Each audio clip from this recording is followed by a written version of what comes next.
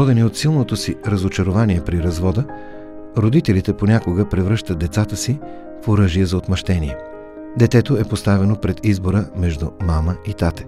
То се превръща в част от бракоразводния процес наравно с възрастните. По една или друга причина деца попадат под ударите на закона. Често деца биват наказвани за дребни нарушения, като кражба, бягство от училище или от дома и се третират като престъпници, вместо като жертви. Процесът срещу тях често се води като срещу възрастни, без да се взима под внимание, че все още са деца. Правораздаването спрямо деца в конфликт с закона би било много по-адекватно, ако се извършва от специализирани професионалисти.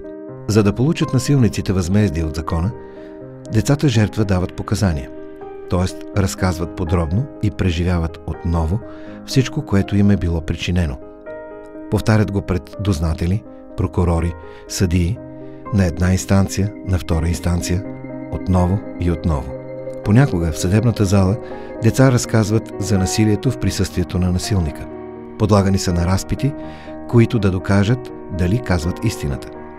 Отново и отново и отново изпитват болката.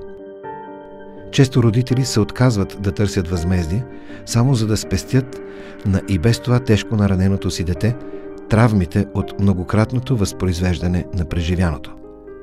За да не бъде подлагано детето, преживяло насилие, на допълнителната травма на процеса, е създадена практиката на синя стая. В стая, която всъщност е шарена, за да се чувства детето по-комфортно, се провежда разпит от специално обучен специалист. Стаята се състои от две помещения, разделени от венецианско огледало, което позволява едностранна видимост. По този начин детето и разпитващия са в едното помещение, а в другото помещение са всички участници, които съответната фаза на процеса изисква. Специалистът, работещ с детето, има слушалки, в които може да чуе въпросите на хората, намиращи се от другата страна на огледалото, като ролята му е да зададе тези въпроси по достъпен и разбираем начин на детето. Разпитът се записва от камери и се използва като доказателство в процеса, така че не се налага детето повторно да дава показания. Към края на 2013 година България има само 12 такива стаи. Децата не бива да стават част от конфликтите на възрастните и да бъдат използвани в тях като разменна монета. Детето не е умален възрастен, който можем да третираме като такъв.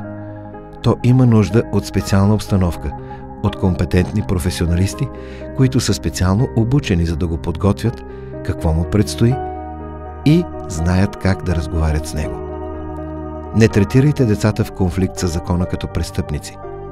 За да бъде прекъснат порочния кръг, в който са попаднали, те и техните семейства имат нужда от подкрепа и разбиране, а не от обвинения и етикети.